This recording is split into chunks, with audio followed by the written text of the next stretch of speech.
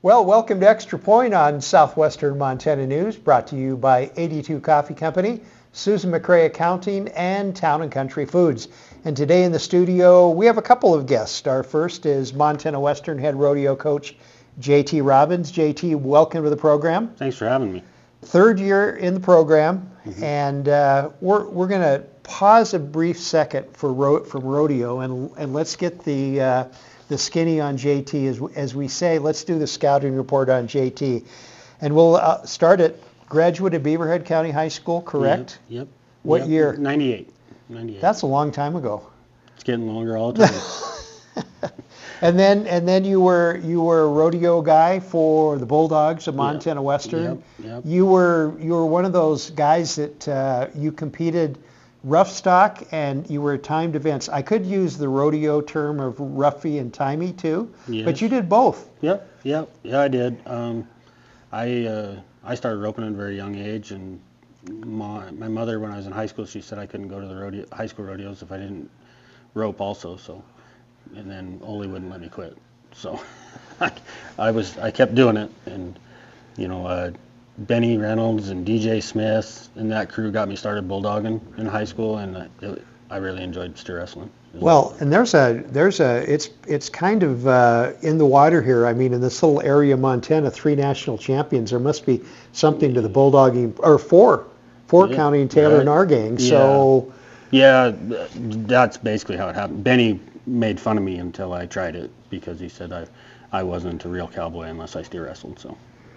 So he got me going, and it was fun though. Well, can you remember? And I was around Western in those days too, but it's been a few years. Where'd you score the most points? Can you remember that? Seems like you were kind of a versatile scorer. Or is that too far back to remember? Probably, as I recall, I always had a lot of success at the Bozeman Rodeo. I don't know why that was, but I enjoyed rodeoing in Bozeman and had a lot of success there. Okay. So after graduation, after graduating from Western, and what was your degree in? I was a business major. Okay, and then what was next step in Coach Robbins' life? I just kept rodeoed professionally, did a lot of ranch work, got married, had a couple kids, and just was never very far from rodeo. I think I got on my last bronc in 2014, I believe, if I'm not mistaken, and since then it's just kind of been chasing our daughters around. Well, you have management. We're going to get back to your family, but don't you have a little rodeo management? Didn't you head up one of the organizations around here, or rodeo? I was on the board of the Montana High School Rodeo Association for a little while, and then I was a board member of the Montana Pro Rodeo Circuit for several years, and so I was involved that way.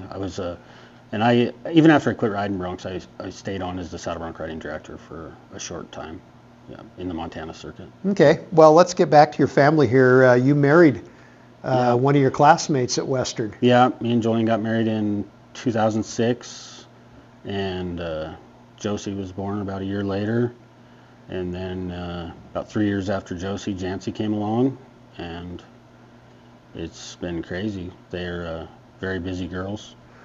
Well, I know for one thing, we had Josh Keller in here a couple of weeks ago talking Lady Beaver basketball, and he talked about Josie. That's the oldest, right? A little bit hard-nosed.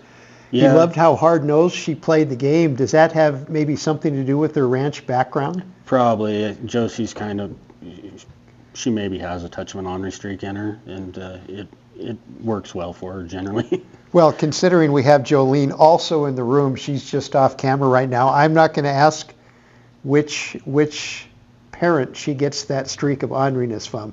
We'll just have an imagine. I like to say she's double bred that way. Okay, that's a good answer. That's a good answer. So I know they rodeo because I know talking to you, and you guys are on the high school rodeo circuit. Yep. Where does she lean to? Is she a basketball player or is she a rodeo star? I think Josie's she's probably leaning towards more the rodeo direction as far as her future goes. But I think she really enjoys the wintertime, the basketball season. She really enjoys being part of a team, and she's she's had a fair amount of success even before we came to Dillon.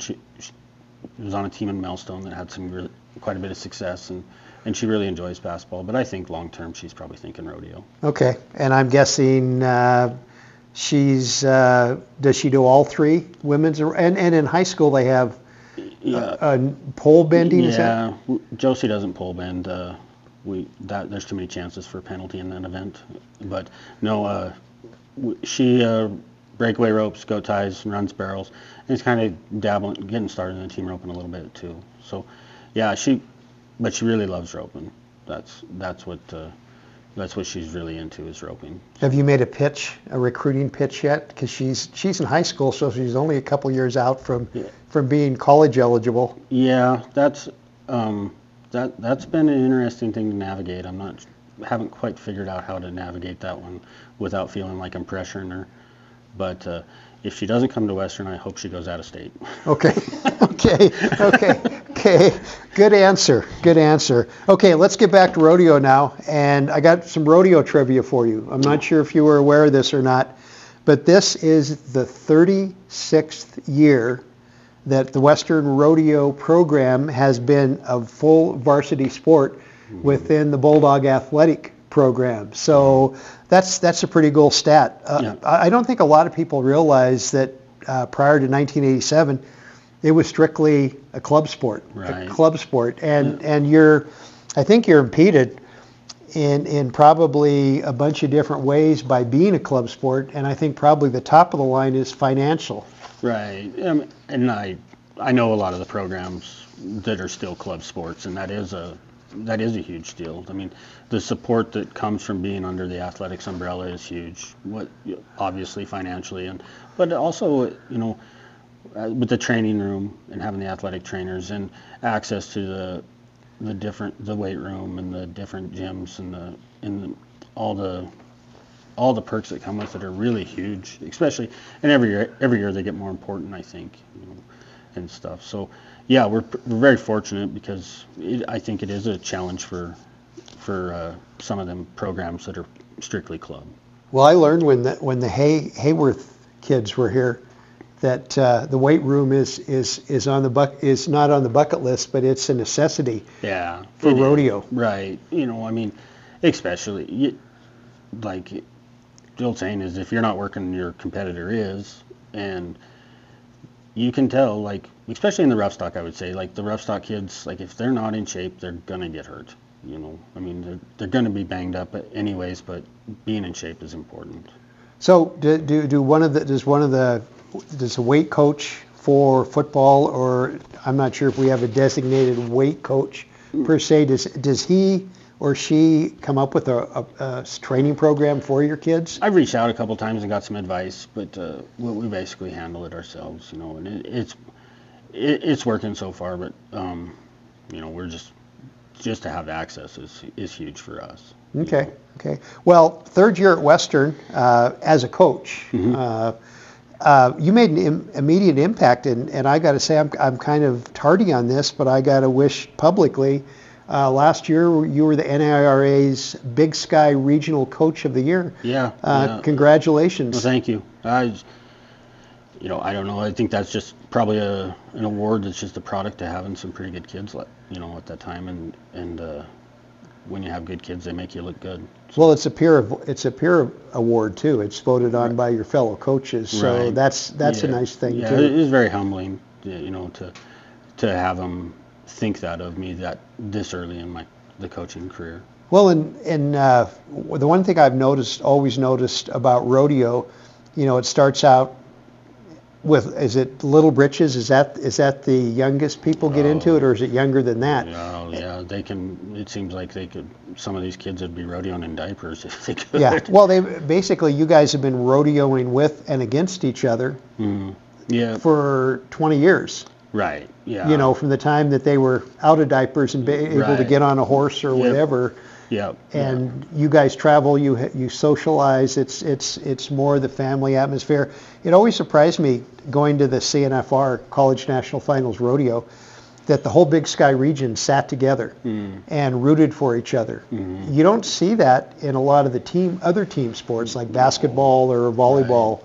very often, and it's kind of a uniqueness of the sport. Right, it is. I mean, obviously we all want to win, but if we aren't going to be the ones to win, we'd rather it be Montana teams, Big Sky region teams that are having success, or at least that's the way I feel about it and stuff. But no, it's a great region. Like you said, I rodeoed with and around several of the coaches. Northwest coach was actually coaching when I was in college, so I knew him as a student, and now as a peer, I guess you'd call it. But it's a great region and a bunch of good people. Okay, well, you're halfway through the 23-24 season. Mm-hmm. Rodeo is uniqueness of it is that you have 2 seasons basically for one Right. season. Right. You have a fall season and a spring season, and your fall season was pretty good. Yeah, it was good. You know, in fall can be kind of tough. You know, especially on the freshmen and stuff. But it went well. You know, the men's team, we got a lot of individuals sitting really well. You know, Gavin Knutson's winning the region in the bull riding, Trevor's winning the region in the bareback riding. We got, I think the only 3 kids that are qualified in the men's all around are from Western right now, and just lots of kids, team ropers, tie down ropers, steer wrestlers right there in position. And the spring will make or break it. You know, you can lose it all or win it all in the spring. There's a lot of points up, and it's going to happen fast. It's a quick spring season. So Well, big goal too. Right. CNFR, Casper, Wyoming. Right. Western's has done well there over the years. Yeah. National champ, lots of individual national champions. But the thing that hangs over you and all the other coaches is that national title Right. is just out of reach a little bit. 2004, I think, was the closest when the women finished like 2 or 3 points behind Texas A&M. Yeah, and that's the ultimate goal. And you know, to win that team title in Casper, a lot of things have to go right, and they will. I mean, and I think if the regional season plays out, I think we have a chance to send either men or women a team that would have a really good shot. I think, you know, I mean, we got some really good kids that are really talented, so we're excited. We'll see how it goes. Well, I'm going to use that word unique again. The one thing and I'll use another expression, cool, about rodeo is there's not Division 1, 2, 3, there's not NCAA, there's not NAIA, there's NIRA, National Intercollegiate Rodeo Association. And as I mentioned, the year that Western's women team finished second, they finished second to Texas A&M. Right. So the uniqueness of the sport is the playing field or the playing arena, the arena is very, very level. Oh yeah, and it's good. Rodeo's set up that way too. I mean, it doesn't really matter where you come from in rodeo. You have a chance to be successful when you get in the arena. So the college finals is a very neat rodeo. It's very exciting, and I'm looking forward to going back for sure. Okay, JT, thank you for your portion of it. We're gonna keep you around a little bit. We're gonna bring your wife in, Sounds and that's good. coming up next on Extra Point because we are a couple months away from Southwest Montana's largest single community event, and we'll be back to talk about that right after this on Southwestern Montana News and Extra Point.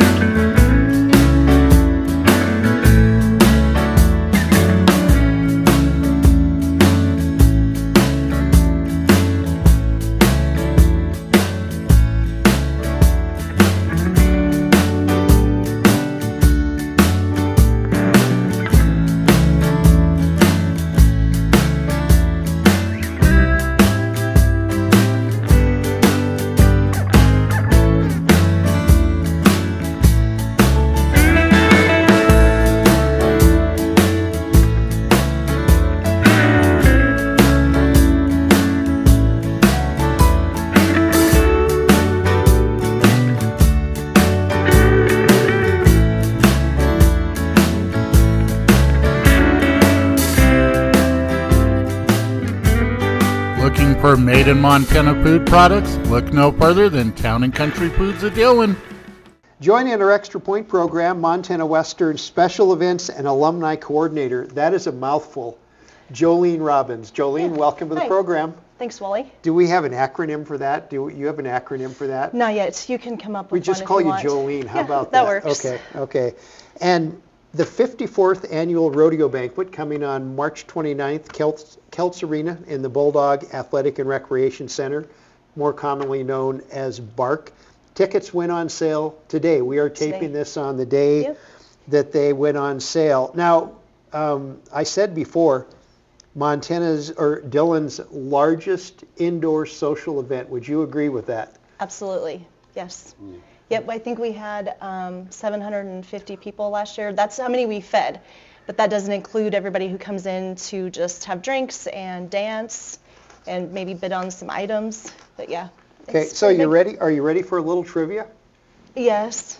Okay. No, I'm not asking you. I'm going to give you some trivia okay. that you can use over coffee in the Okay. morning, okay?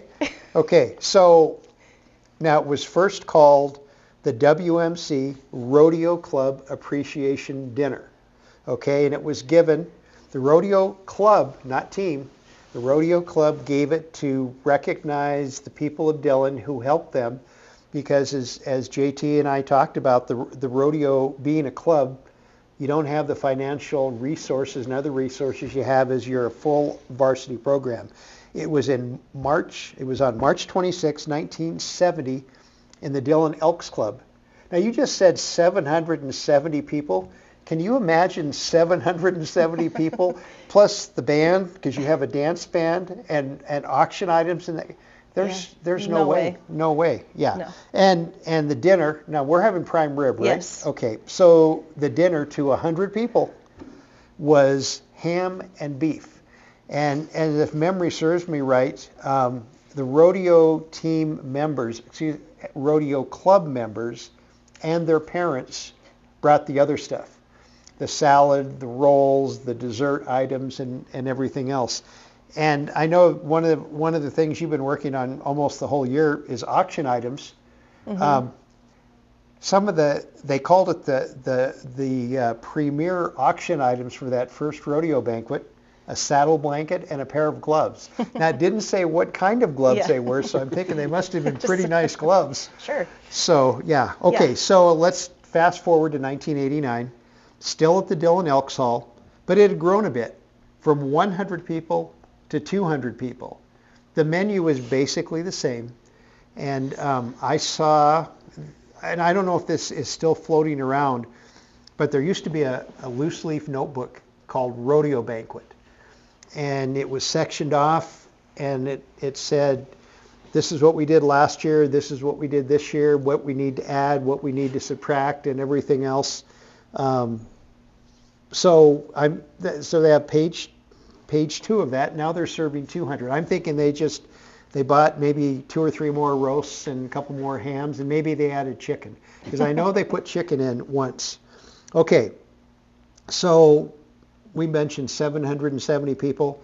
Definitely outgrew the Elks Club, the Elks Hall. So 1997 was the first year in the arena. It wasn't called the Kelts Arena. In fact, I think most people just called it the Western Arena. Okay. And 550 were served. Okay? $7,000 was raised, which, quite a bit of money. Judy Martz, who was the governor of Montana at the time, was the featured speaker and stuff like that. So we're going to fast forward now, and I'm going to say that term again. Dillon's largest indoor social event. Now, see, I didn't have my number straight. I said over 600 people served. You're talking 800. Is there the possibility that we could go past that 700 mark? I mean, we'd have to move it out of the Celts probably, but I think we could, someday. But dining does such a great job, so that would be kind of difficult for them to do if we moved it somewhere else. And we have a good system now. I like it having it in the Celts, I think. Well, and Yeah. it shows the prestige of the event, because Yeah. there is a time when the phone rings and someone asking to reserve a table or a couple of tickets, and you have to say, sorry, I don't have any. And we Right. do that. This event sells out fast. And but we do try to fit in as many people as we can. I mean, we're filled to the max, but people can come in and have drinks and dance or. Well, I was going to say you serve 770, but then you have a live band that comes in after the fact, and so I'm thinking it probably grows another 100 or so, maybe more. Yeah, I think so. Some people leave. But as the dancers are coming in, some of the crowd is leaving after the auction and stuff. So, but it's like Joanne said, we're filled to the max. It's a big event. And weather doesn't seem to hamper interest in it too, because I No. remember a few years ago we had a big spring blizzard, and there was like 4, 5, 6, 7 inches of snow on the ground, and everybody's wondering, they've already cooked the beef and everything else, and they're ready to go. It's the setup, and what's going to happen? Well, the Kelts Arena was full again. Right. The weather didn't deter anybody. No, we're so lucky because we have a great community who supports us, and they will show up no matter what. Last year, I think, because the weather was so awful for so long, by the time the rodeo banquet came, they were ready to get out, and they had a good time. It was fun to see everybody come together after a long winter. Cabin fever. Yes. Cabin fever. Okay, so for someone who maybe just moved to town, is not really sure what's this rodeo banquet thing we're talking about, why don't you give just like a glimpse at the rodeo banquet? What can, from the time that someone walks in the front door? Okay, so first you buy your ticket, rodeo ticket, and you call Kelly Allen at the row house, and single tickets are $75, or you can buy a table for 8 in the first 4 rows, and that's $500, and then a table through rows 5 and 8, or $400. And you can come, you can look at the silent auction items, you can have a drink, doors open at 5, no host cocktails, and then you can find your place, find your table. It's very packed, so it's good to kind of find where you're gonna sit. And then we get everybody through the food line fairly fast. Dining does an amazing job. And then we've got the live auction. And then after the live auction, I guess we close it down, and the dance starts at like 9. But you can continue to, we'll have a video. We'll do an impact video. And this year we're celebrating, we're honoring the legacy of Benny and Rooster Reynolds. So we're really excited about that. We've got, what else? Vance Ruff is going to be the MC, which he also announces our college rodeo, and he does a great job. Yep, and we'll introduce the team. We'll introduce the team, so everybody can come out and meet the team. And the team plays a huge part in this. They have to eat pizza before the event. They don't get to eat prime rib. So they have their little time to kind of get things ready for the night. And they eat pizza, and then they get put to work. So we're really thankful for their help, because we really couldn't do it without them. And we start setting up on like Monday, the Monday of the banquet that week. And the rodeo team is helping during that whole time. So not only are they going to class and helping get ready for the banquet, but they're also practicing at that time. Some of them have jobs. So it really is all about the kids, but they put a ton of effort into it. We're so thankful for their help, because we couldn't do it without them. And, so. Well, and you mentioned the auction. You have the silent auction. Yes. And you have the live auction. Any items you want to maybe put the spotlight on? We're still kind of, that's in the beginning stages. We'll have a lot of probably the same great things, because we have, our donors are amazing that way. And the rodeo kids also, that's their job, is to gather up silent auction items. So, those are just going to start coming in, I think. But we'll have some trips. I know there's going to be a trip that's already, the people have already reached out to me, a trip to the Omak Stampede with some perks along with it, which is a really neat trip. That's a really cool rodeo. And where's that? Omak, Washington. Oh, okay. Home of the suicide race. Okay. Yep. Do we want to what is the suicide race? It's really hard to describe. Okay, so verbally. it's a must-see event then. It is. Okay. It is. Okay. It is a one-of-a-kind event, the suicide race. Yeah. Okay. Okay. Tickets are on sale. We Yes, talked they're about on how sale fast today. they go. In fact, Yep. I remember talking to you a month or so ago, last year. 'Cause Yeah, we can say right. last Yeah. year. And one of your kids came in with a check from her mom Yeah. purchasing her table, and that was in November. Yeah. So, but I imagine she wasn't the only one buying early. No. It's a highly anticipated event, I think. Yeah. So it sells out. Which Yeah, is, yeah. So and like the rodeo program doesn't exist without this event. Yeah. It's the support from it is huge. And we also have, volunteers from the community too that To help, that yeah. help. Barb Malisich has been amazing with the silent auction items. She comes in and she has a great system and she gets everything set up, and so kudos to her. And We the couldn't den. do that. The den, they come in and do the bar, and then they donate all the proceeds back to the rodeo team, and that they do a phenomenal job. Geez, the list is just goes on. Yeah. We have great support. Of course, everybody who helps clerk the silent auction and clerk the live auction. And, like Vance Ruff, he donates his time to MC it, and our auctioneers, of course. And Yeah. Did you mention your auctioneers? we haven't quite Pinned them down pinned yet? them down yet. Yeah. Well, and we're talking about, first one I think they talked about $400 or $500 was the profit margin and stuff like that. We went 19 years ahead. It was $7,000. I remember when it hit $20,000. I remember when it hit $50,000. We thought we had won the lottery. Yeah. It's a lot more than those numbers now. But JT, you and I were talking before we went on. Just kind of review just how important the monies raised from the rodeo banquet are to your program. I mean, it's huge. Like, obviously, everything in this world's expensive, but the travel costs, the motels, the providing practice, purchasing hay for the practice livestock, it helps put scholarships out there. It's a big event, and like I said, we wouldn't be near the program we are without it. Yeah, and so it's kind of it's a dual effect. It's to help you guys raise much needed funds, but it's also, as the event goes, it's a thank you to everyone who has helped. Absolutely. Yeah. Yeah. Because it's always been that way from the very start. And I know Right. each year you recognize one person or whatever.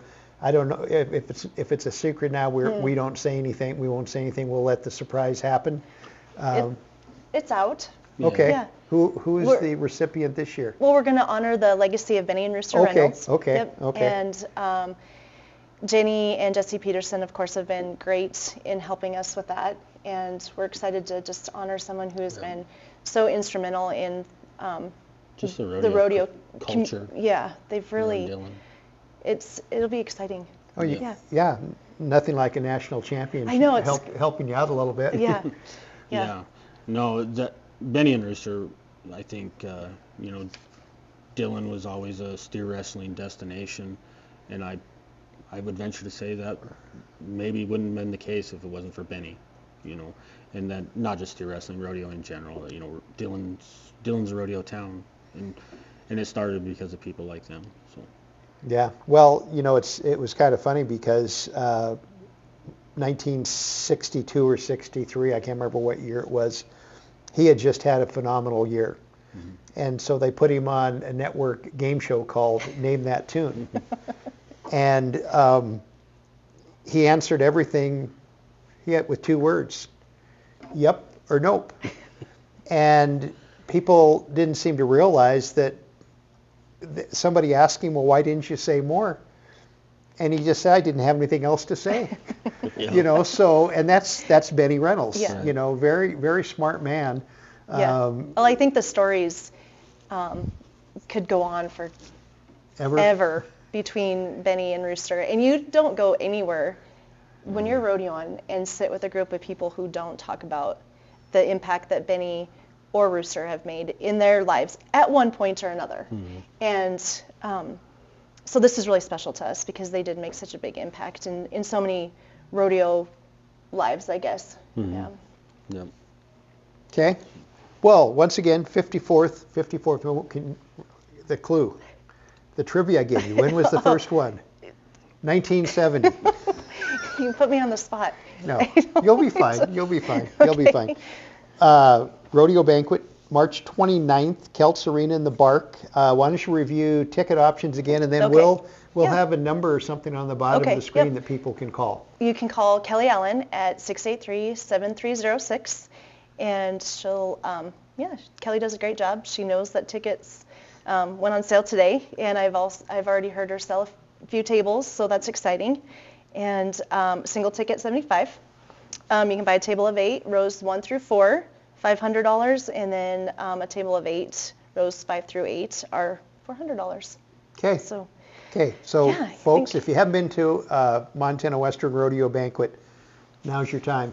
Now's your time to go and see a great event. Dylan's, as I wrote right here, Dylan's largest indoor social event. Yep. Okay, JT, Jolene, thank you very much for being our guest on Extra Point. Okay. Thank you, Thanks, Will. Yep. Molly. And Extra Point brought to you today by 82 Coffee Company, Susan McRae Accounting, and Town and Country Foods. We'll see you next time on Extra Point on Southwestern Montana News.